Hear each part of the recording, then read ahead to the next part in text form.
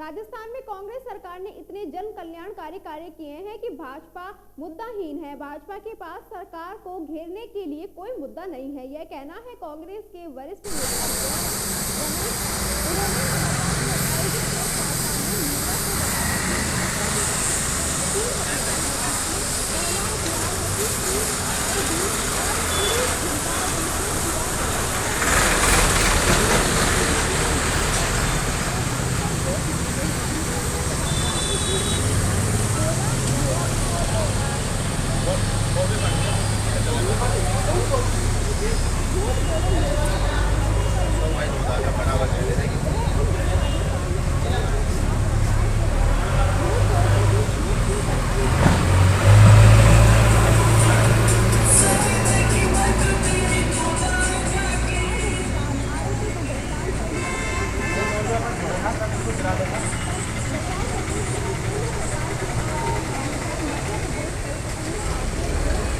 सबसे आगे हैं।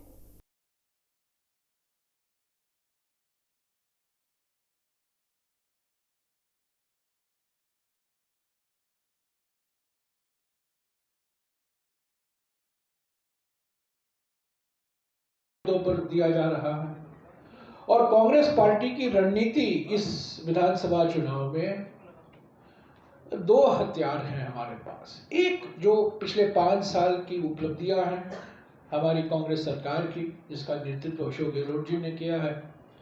जो कांग्रेस सरकार ने जन कल्याणकारी परियोजनाएं लागू की हैं, खासतौर से स्वास्थ्य के क्षेत्र में चिरंजीवी स्वास्थ्य योजना, किसानों के लिए कर्जा माफ जो किया गया है 2 लाख रुपया तक, गैस सिलेंडर पहला राज्य राजस्थान बना जहां गैस सिलेंडर का दाम 1100-1200 से घटाकर 500 रुपया किया गया।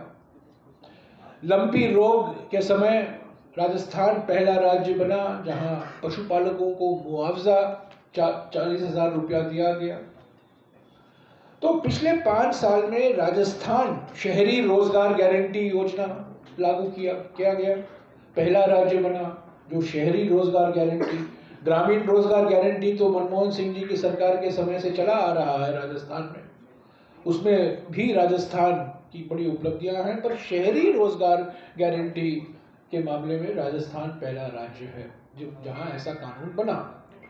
तो कई ऐसे क्षेत्र हैं महिलाओं के लिए, युवाओं के लिए, किसानों के लिए, जहां हमारी सरकार ने पिछले 5 साल में जन कल्याणकारी परियोजना लागू की हैं और उसी का प्रचार हम कर रहे हैं। अगर मैं खत्म कर दूं उसके बाद में अगर आप सवाल पूछे तो अच्छा रहेगा। दूसरी बात जो वो हमारी रणनीति है, कल आपने देखा होगा हमारा मैनिफेस्टो रिलीज किया गया, हमारे कांग्रेस अध्यक्ष मल्लिकार्जुन खड़गे जी ने इसको रिलीज किया। हमारे मुख्यमंत्री जी भी वहाँ मौजूद थे और राजस्थान के सभी नेता मौजूद थे। और इस वचन पत्र में, ये मैनिफेस्टो को, घोषणा पत्र में, इसको जन घोषणा पत्र 2 लिखा गया है। इसका शीर्षक है जन घोषणा पत्र 2। और ये सवाल ये उठता है कि ये जन घोषणा पत्र 2 क्यों लिखा गया है। जन घोषणा पत्र 1 2018 में निकाला गया था, जिसके आधार पर हमने जनादेश मांगा, हमें जनादेश मिला, हमारी सरकार बनी और उस घोषणा पत्र में जो परियोजनाओं का जिक्र किया गया था उसका हमने लागू किया। और उसी श्रृंखला में ये दूसरा घोषणा पत्र है, इसीलिए हम इसको घोषणा पत्र 2 कह रहे हैं, क्योंकि अगले 5 साल के लिए हम जनादेश मांग रहे हैं इन्हीं घोषणा पत्र के आधार पर। और जो गारंटियां दी हैं हमने महिलाओं को लिए, गृह लक्ष्मी जो परियोजना है, हर एक परिवार के महिला प्रमुख को 10,000 रुपया सीधा उनके खाते में जाना, गैस सिलेंडर ही पर राजस्थान के सारे 1 करोड़ परिवारों के लिए वो 500 रुपया सिलेंडर लागू होगा। युवाओं के लिए मुफ्त टैबलेट और लैपटॉप जो सरकारी कॉलेज में भर्ती होते हैं, चिरंजीवी स्वास्थ्य योजना के आधार पर चिरंजीवी आपदा बीमा योजना की हमने गारंटी दी है।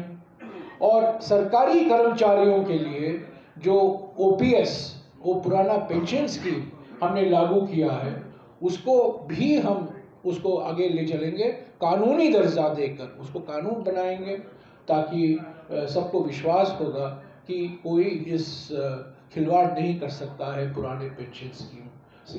तो महिलाओं के लिए, युवाओं के लिए, किसानों के लिए, सरकारी कर्मचारियों के लिए जो ये हमने गारंटियां दी हैं, इसी के आधार पर हम जनादेश मांग रहे हैं। तो ये रहे कांग्रेस की रणनीति, पिछले 5 साल की उपलब्धियां और हमारा जो घोषणा पत्र 2 है और जो 7 गारंटियां हमने दी हैं, उसी के आधार पर हम एक बार फिर बहुमत मांग रहे हैं जनता से। पर बीजेपी की ओर से क्या रणनीति है? मैं यही कहूँगा कि उनके पास 3 मुद्दाहीन है राजस्थान में, पर उनके पास 3 ऐसे हथियार हैं जो उसका भरपूर इस्तेमाल कर रहे हैं। एक तो है ईडी और सीबीआई, वो तो सुपरस्टार कैंपेनर बन गए हैं बीजेपी के लिए। और कल भी देखा आपने, ईडी ने कार्रवाई की है, कुछ घोषणा की है कांग्रेस पार्टी और कांग्रेस नेताओं के खिलाफ, बिल्कुल बेबुनियाद है, उसका खंडन हमने किया है। उसको हम राजनीतिक लड़ाई लड़ते रहेंगे, पर यह प्रतिशोध की राजनीति है। और जिस तरीके से ईडी और सीबीआई राजस्थान के मुख्यमंत्री, राजस्थान के वरिष्ठ मंत्रियों के खिलाफ इसका दुरुपयोग हुआ है, ये सिर्फ चुनावी वजह से हुआ है। और चुनाव में क्योंकि बीजेपी के पास कोई ऐसा मुद्दा नहीं है, क्योंकि जनता नाराज नहीं है हमारे सरकार की जन कल्याणकारी परियोजनाओं से, तो ईडी और सीबीआई का इस्तेमाल कर रहे हैं। दूसरा हथियार उनके पास ध्रुवीकरण है, और जात के आधार पर या धर्म के, ज़्यादातर धर्म के आधार पर ही ध्रुवीकरण। और जिस तरीके से प्रधानमंत्री, गृहमंत्री और उत्तर प्रदेश के मुख्यमंत्री, असम के मुख्यमंत्री आते हैं राजस्थान में, हरियाणा में दंगे किए जाते हैं ताकि उसका असर राजस्थान पर हो, जो ध्रुवीकरण को प्रोत्साहन देकर ही वो चुनाव लड़ना चाहते हैं, धर्म के नाम पर वोट मांगते हैं, धर्म के नाम पर समाज को बांटना चाहते हैं। और मैं समझता हूँ ध्रुवीकरण ही इनकी एक ऐसा हथियार है उनके हाथ में जो जिसका भरपूर इस्तेमाल कर रहे हैं। तीसरा हथियार जो आप देख रहे हैं, रोज देख रहे हैं, और 2 दिन बाकी हैं, देखेंगे आज और कल आपको देखने को मिलेगा, सुनने को मिलेगा, प्रधानमंत्री का जो चुनाव प्रचार है। प्रधानमंत्री के मुंह से हम जो सुनते हैं, जब भी प्रधानमंत्री अपना मुंह खोलते हैं, झूठ की गंगा बहती है। सभी घंटे के अंदर उस व्यक्ति जो कन्हैया को मारा था उसको गिरफ्तार किया गया, और वो व्यक्ति बीजेपी कार्यकर्ता निकला। उन्होंने लंपी रोग के समय राजस्थान सरकार ने कोई कार्रवाई नहीं की, वो इल्ज़ाम लगाया, और वो भी गलत निकला। हमने उसका भी खंडन किया है, क्योंकि राजस्थान एकमात्र सरकार है, गुजरात ने मुआवजा नहीं दिया, उत्तर प्रदेश ने मुआवजा नहीं दिया, पर राजस्थान एकमात्र सरकार है जहां मुआवजा पशुपालकों को दिया गया। तीसरी बात, वो कहते हैं कि महिला पर अत्याचार के मामले में राजस्थान नंबर 1 है, पर सरकारी आंकड़े, मोदी सरकार के ही आंकड़े बताते हैं कि मध्य प्रदेश, गुजरात और उत्तर प्रदेश की तुलना में राजस्थान नीचे नंबर पर है। कहीं भी होता है महिला पर अत्याचार या आदिवासी पर अत्याचार, ये निंदनीय है किसी भी राज्य में, इसको ये दुर्भाग्यपूर्ण है, ये निंदनीय है, और कड़ी से कड़ी कार्रवाई की जानी चाहिए। पर प्रधानमंत्री का बार बार राजस्थान में आना और राजस्थान को बदनाम करना, ये सिर्फ मुख्यमंत्री को बदनाम नहीं कर रहे हैं, कांग्रेस को बदनाम नहीं कर रहे हैं, पर राजस्थान को बदनाम कर रहे हैं। ये बिल्कुल प्रधानमंत्री झूठ बोलो योजना का एक बहुत बड़ा मिसाल है। मैं एक और उदाहरण दूंगा जो खास तौर से अलवर से विशेष महत्व रखता है, इस इलाके से विशेष महत्व रखता है। प्रधानमंत्री बार बार कहते हैं कि पूर्वी राजस्थान कैनाल परियोजना, पूर्वी राजस्थान नहर परियोजना ERCP के बारे में अशोक गहलोत जी की सरकार, कांग्रेस सरकार ने कुछ नहीं किया। मैं याद दिलाना चाहता हूँ आप लोगों को, आप जानते ही होंगे, 7 जुलाई 2018 को जयपुर में प्रधानमंत्री ने घोषणा की कि ERCP यानी कि पूर्वी राजस्थान नहर परियोजना को राष्ट्रीय परियोजना का दर्जा दिया जाएगा। इसका ये माने है कि राष्ट्रीय परियोजना जब घोषित किया जाता है, केंद्र सरकार 90% खर्चा केंद्र सरकार की जिम्मेदारी बनती है। ये पहली बार 7 जुलाई 2018 को प्रधानमंत्री ने स्वयं कहा। 6 अक्टूबर 2018 को अजमेर में वही वादा प्रधानमंत्री ने दोहराया और उसके बाद 6 बार अशोक गहलोत जी ने, मुख्यमंत्री जी ने प्रधानमंत्री को खत लिखा है। पहला खत लिखा है उन्होंने, मैं पहले से गिनवाऊंगा, पहला खत लिखा है, डेट वाइज मैं बताऊं आपको, तो 3 जुलाई 2020 को एक खत लिखा प्रधानमंत्री को कि आप अपना वादा पूरा कीजिए और ये राष्ट्रीय दर्जा दीजिए ERCP को। तब 30 जुलाई 2020 को एक और खत लिखा, इसकी कॉपियां मैं आपको दिलवा दूंगा। तब 26 अक्टूबर 2020 को तीसरा खत गया प्रधानमंत्री को। उसके बाद 2021 में देखिए, 2021 27 जनवरी 2021 में चौथा खत गया प्रधानमंत्री को मुख्यमंत्री की ओर से। तब एक और पांचवा 12 मार्च 2021 को पांचवा खत गया और आखिर में छठा खत मुख्यमंत्री ने प्रधानमंत्री को लिखा 23 जून 2021 को।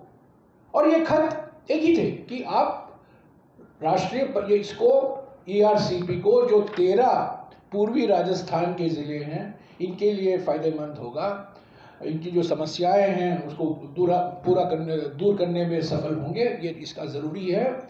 इसके बारे में उनको कहा, प्रधानमंत्री को याद दिलाया कि इसको राष्ट्रीय परियोजना का दर्जा दीजिए। पर प्रधानमंत्री ने अपनी चुप्पी नहीं तोड़ी। राजस्थान के ही एक सांसद, जल संसाधन मंत्री हैं केंद्र में, उन्होंने भी कुछ नहीं कहा। उसके बाद में 2020-2021 के बजट में अशोक गहलोत जी की सरकार ने बजट में करीब 9,000 करोड़, 9,500 करोड़ रुपए का प्रावधान किया। 2023-24 में यानी कि इस साल के बजट में करीब 13,000 करोड़ रुपए का प्रावधान किया है।